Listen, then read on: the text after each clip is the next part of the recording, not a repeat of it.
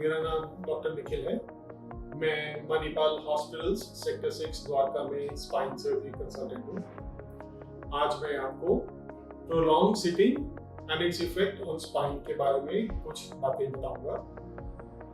हमें पता है आजकल लोग डेस्क जॉब बहुत ज़्यादा करते हैं। Everybody is getting involve with computers.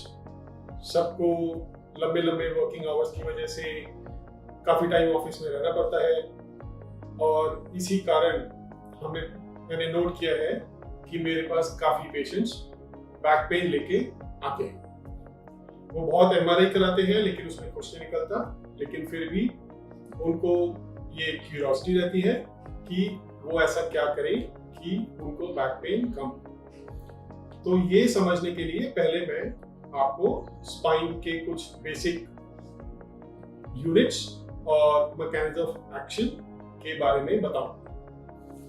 तो ये हमारा स्पाइन है। स्पाइन के एक्शन और स्पाइन की एक्टिविटी और स्पाइन की फोर्सेस को समझने के लिए स्पाइन को एक फंक्शनल स्पाइनल यूनिट में डिवाइड किया गया है, जिसमें ऊपर एक वर्टिब्रा, नीचे एक वर्टिब्रा और उसके बीच की एक डिस्क मिलाकर इसको एक फंक्शनल स्पाइनल यूनिट कहा जाता है। जो इंटरवर्टिब्रल डिस्क होती है उसके दो कंपोनेंट होते हैं। एक होता है एन्युलस और एक होता है न्यूक्लियस। न्यूक्लियस डिस्क के अंदर का हिस्सा होता है जो कि प्रोटीन और वाटर से बना होता है। वो देखने में एक टूथपेस्ट या जेल के जैसा होता है। जो एन्युलस होता है वो एक फाइब्रस लेयर होती है जो कि कोलेजन प्रोटीन और दूसरे तरह के प्रोटीन से बनी होती है। तो इंटरवर्टिब्रल डिस्क में जो न्यूक्लियस या कोर है वो चारों तरफ से घिरा होता है और बंद होता है। जब स्पाइन पे कोई प्रेशर पड़ता है तो एक हेल्दी इंडिविजुअल में जो एन्युलस या फिर फाइब्रस लेयर है वो इतनी स्ट्रॉन्ग और थिक होती है कि वो पूरा प्रेशर अपने लेवल पे झेल सकती है। जैसे जैसे बॉडी में स्पाइन पे वेट पड़ता है तो वो पेरिफेरी की लेयर दबती है और प्रेशर को नेक्स्ट लेवल पे ट्रांसमिट करती है। इसमें न्यूक्लियस का ये रोल होता है कि वो एन्युलस को ज्यादा दबने से रोके और डिस्क की हाइट को मेंटेन करे। ये न्यूक्लियस, एन्युलस और वर्टिब्रल बॉडीज के कंबाइंड एक्शन की वजह से स्पाइन में शॉक कम आता है, फोर्सेस एब्जॉर्ब होती हैं और मूवमेंट स्मूथ हो जाती है। अब जैसे जैसे इंसान की एज बढ़ती है, क्योंकि ये एक active part of the body है, इसमें चेंजेस आते हैं, छोटे छोटे क्रैक्स बनने शुरू हो जाते हैं, जिसके कारण आपका जीन्स या जेनेटिक्स, आपका लाइफस्टाइल, आपका बॉडी का वेट, आप अपने बॉडी की पोस्चर को कैसे मेंटेन करते हो और आपके काम की एक्टिविटी कितनी है उस पर डिपेंड करता है। अब जेनेटिक्स और काम को कंट्रोल करना काफी मुश्किल है, तो आपके हाथ में कुछ ही चीजें रह जाती हैं, जैसे कि आपकी स्पाइन की बेसिक हेल्थ, जिसको हम स्पाइन की एक्सरसाइज से हेल्प कर सकते हैं, दूसरा आपका बॉडी वेट और तीसरा आपका पोस्चर। जब हम सीधे खड़े होते हैं तो हमारी बॉडी का वेट और ग्रेविटी की लाइन एक ही प्रॉपरली वेल अलाइंड होती है। उस कारण आपकी स्पाइन पे जो प्रेशर है वो सिर्फ बॉडी वेट का होता है और उसके चारों तरफ जो अटैच मसल्स हैं वो मिनिमल काम करती है। क्योंकि मसल की फोर्सेस मिनिमल होती है तो डिस्क पे ज्यादा प्रेशर नहीं है।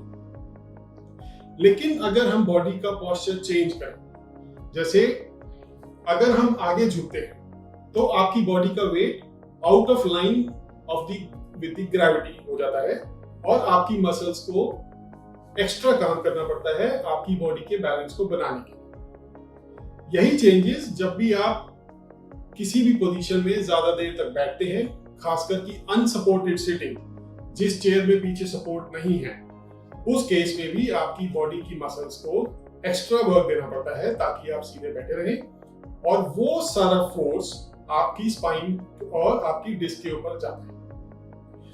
अब डिस्क में पहले से ही हमें पता है कि छोटे छोटे चेंजेस विद एज हुए हैं जिसको हम रिवर्स नहीं कर सकते और वो अनअवॉइडेबल है। लेकिन अगर स्पाइन आपकी कॉन्स्टेंटली किसी पोजीशन में है और उस पर फोर्स ज्यादा लग रही है तो वो चेंजेस विद टाइम एक्सेलरेट हो जाते हैं। विद जैसे जैसे काम बढ़ता जाता है मनुष्य की डिस्क या आपकी डिस्क कमजोर होती जाती है और सडनली एक दिन एक ऐसा झटका लगता है जिसकी वजह से आपकी डिस्क को इंजरी होती है। दूसरा हमें ये इंपॉर्टेंट है याद रखना कि जब हम किसी भी पोस्चर में ज्यादा देर तक बैठते हैं, अगर हम ध्यान दें तो हमारे स्पाइन में दो कंपोनेंट्स होते हैं, एक होता है आगे और एक होता है पीछे। तो ज्यादातर प्रेशर अनसपोर्टेड सिटिंग में पीछे वाले कंपोनेंट्स पे आता है, जिससे ये हमेशा अंडर स्ट्रेस या स्ट्रेच रहता है।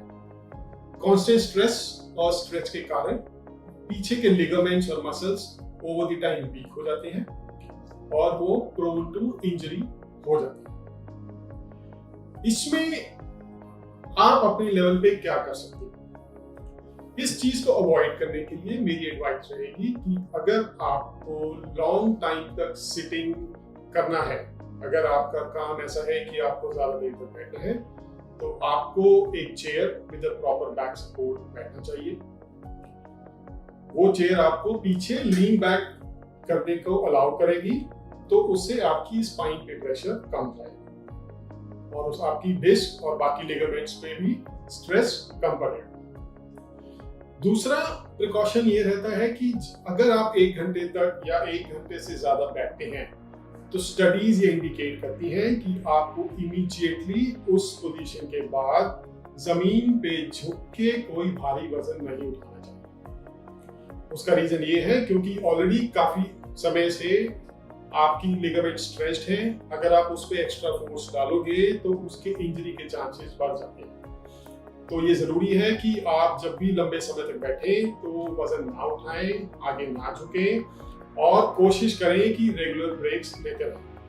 बीच बीच में खड़े होकर चक्कर लगाना या फिर अगर आप घर पे काम कर रहे हैं तो थोड़ी देर लेट जाना आपकी स्पाइन के लिए काफी हेल्पफुल है। तीसरा रहेगा एक्सरसाइजेस। इसमें फिजियोथेरेपी का बहुत अच्छा रोल है। फिजियोथेरेपिस्ट आपको स्पाइन की प्रॉपर एक्सरसाइजेस और ट्रेनिंग देते हैं जिससे कि आपकी मसल्स हेल्दी रहती हैं। जब स्पाइन पे प्रेशर पड़ता है मसल्स, अगर आपकी मसल स्ट्रांग है तो वो आपके स्पाइन के वेट को डिस्ट्रीब्यूट करेंगी और आपकी स्पाइन की मूवमेंट को स्मूथ करेंगी। फाइनली रहेगा weight control and diet control. इन चीजों को ध्यान रखते हुए अगर आप अपने प्रिकॉशंस को फॉलो करते हैं और एक हेल्दी लाइफस्टाइल मेंटेन करते हैं तो आपकी स्पाइन स्वस्थ रहेगी। अगर आप अपनी स्पाइन का ध्यान रखेंगे तो आपकी स्पाइन आपका ध्यान रखेगी। धन्यवाद।